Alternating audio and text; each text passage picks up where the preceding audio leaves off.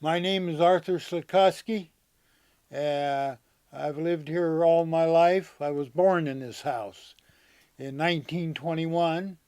Because, like I say, this is one of the original Seevers house was built, a seven-room house. See, and it was built, see, in 1896.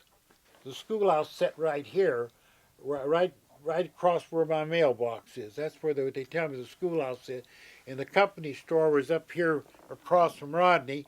And then right out here in my yard, you can still see the yard where it's so nice and flat. That was where their IOOF hall was, where they had their meetings and that for the miners and that.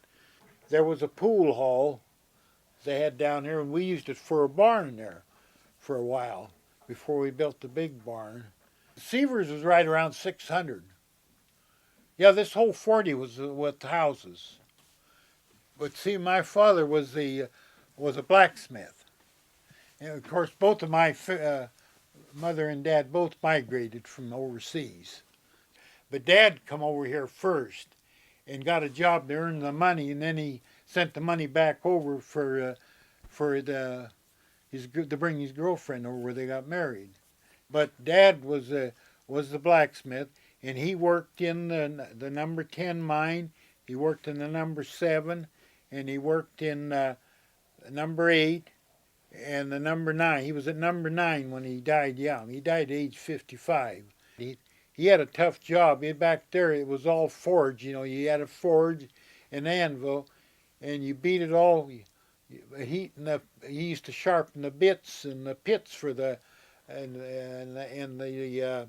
for the miners, you know. And you'd have to heat all that stuff, and then you just use the anvil and beat it out with a hammer, you know. He's a pretty strong man for his age, but he died young. It was too bad.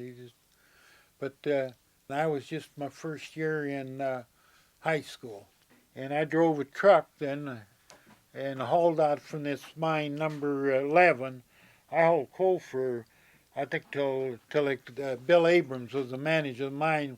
When he passed away, nobody wanted to take it over, and they shut the mine down. Yeah, Ralph Hopkins had his first mine over there south of Raymond D. Brown's. Yeah, Ralph was he was a good natured fella. Yeah, he'd pick his miners and coal facts, and he'd haul them out the mine. Well, I went there once in a while and I got some coal from there too. If they was short on coal and they was a little long, well, sometimes they'd send me down there to pick up a load.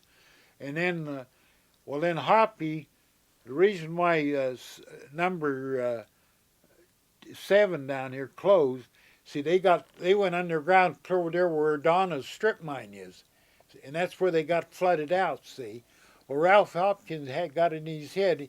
Because that coal was shallow. That mine was only around 50 feet deep. It was a shallow mine. And Ralph Hopkins said he was going to get that coal out. And that's why Ralph moved in that big drag line and started stripping that on Donna's farm there.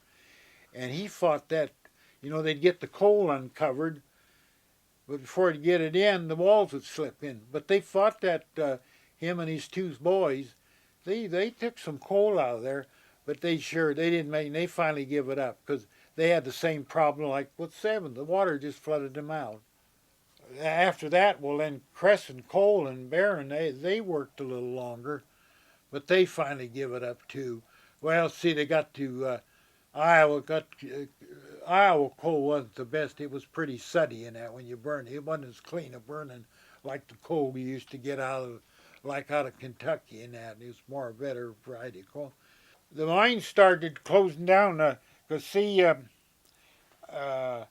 about in the early 19 up to around 1921 in that area.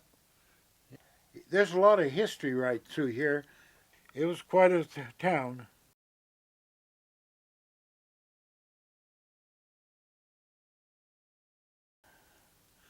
So what else?